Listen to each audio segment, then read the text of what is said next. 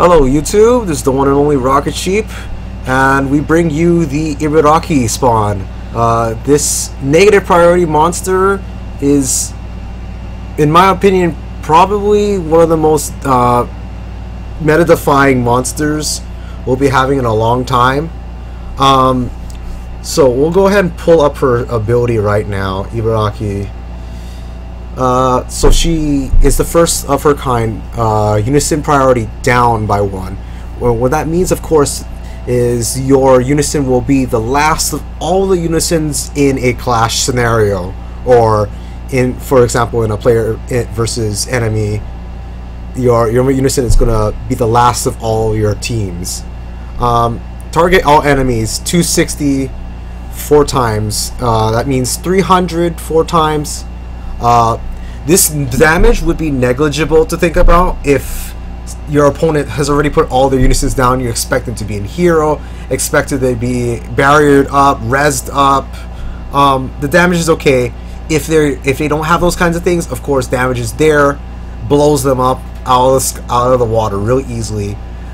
Even in over previous years of Unison League, as little as like 900 was enough to blow up people from the line if they weren't, properly barriered up. So this is not small damage to think about at the end of a Unison. But we further go down the line here, and we look at Confusion and Karma. These two pieces right here make or break this monster, because it goes at the very last of all the possible monsters when thrown in a clash. Your opponents who don't have hero, don't have blessing, and don't have frenzy, all of these people get confusion. Like, there's almost no chance of there not being confused. It's a success value of 100. With your resistances, it'll probably be around something like 70 to 60% chance, but even then, that's like almost no chance of you avoiding that. Additionally, so if the person using it is an archer, 10% extra status, by the way. Little known fact. And then there's Karma. I don't know if you know this, but Karma is the most effective when your opponent is buffed. So, with that being said, what are your thoughts on this monster? My brother's right beside me. Say hello to Nicholas. Hello, folks. hello. So far, hearing that it's guaranteed to be the last, it sounds very interesting. But the only problem I'm suggesting here is, can you actually survive through both lines firing off everything? Because normally people try to wipe each other using Odin rushes or hitting something. Right, and this is where the two segments of this monster, I feel like they clash against each other. One has the damage potential to be one of the most devastating throws possible, and the other potential of, if you can survive Unisons in order to throw this, then you near to guarantee your opponent is screwed over for that. Really, you can throw this into a lot of situations. Like, it's a one-on-one versus Unison. Oh, they throw down theirs. Oh, you got a straight damage coming down for them. In a team scenario, you can throw this to counter wind, and additionally, you put it on a tanky enough character, and that's a guaranteed karma to come out right there. We're looking at the rest of the monster. It's also recover 30 costs for all your team, remove enemy cost by 20. If you go for a crystal assault, 40 seconds of crystal assault. Well, the transition between crystal assault will allow you to get into there and maybe cause havoc for the next 25 seconds or so. That being said, 20 cost loss is pretty numerous. Also including the cost recovery speed removal from all enemies. We don't even talk about that. That's still helpful when you're seeding crystal and then you start running out of cost because you just had 20 taken off. Yeah.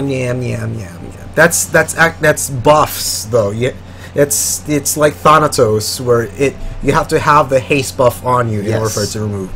So that's completely negligible. We don't even care about your cost recovery speed. Congratulations. 50% reflect for 40 seconds to all your team.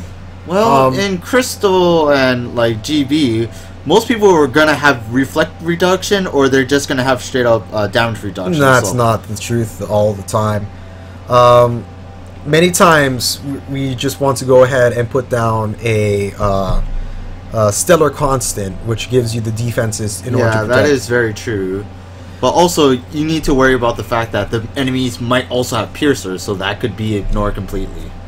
So, but 50% damage reflection if the person does not have a reflect reduction of any sort, it gives them pause. Unless you have a Kijin, unless you're frenzied at that moment, it gives you a moment to think about it, or you're dead on that. Also gives you Kijin. And then the last part of it is Searing Pain. Searing Pain is an enemy field for 2 minutes. Unison fire only unison damaged, however. But the second part of it is the real kicker. It reduces your opponent's defenses by 30% all the time. So it's like it's an offensive field, and you can reduce the opponent's defenses furthermore than just debuffing them. I think this monster is extremely powerful. We're gonna go ahead and go with the spawn. Welcome to the recording as well. I also have Maria and Jordan sitting in the back rows. Say hello, guys. Hello. Hi. Hi. Okay, we're just gonna go ahead and I'm gonna do my patent double chest. I don't have a reason to immediately purchase Ibaraki, simply because I have no gem bonus purchases anymore. I've used it all up already as part of the Sin weapon spawn.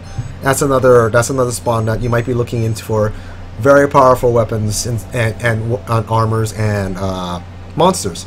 So, as part of Dragon Sheep tradition, the bottom left chest is always part of my first chest. So I go ahead and pop that one open. Got treasure medals out of it. Whoopty twinkles. Alright, I'm going to leave it to Jordan and Maria, one apiece. Go ahead and give me chest to open up at this time. Which one did you pick? Bottom left or bottom Yeah, right? bottom left. That would be 4. I'd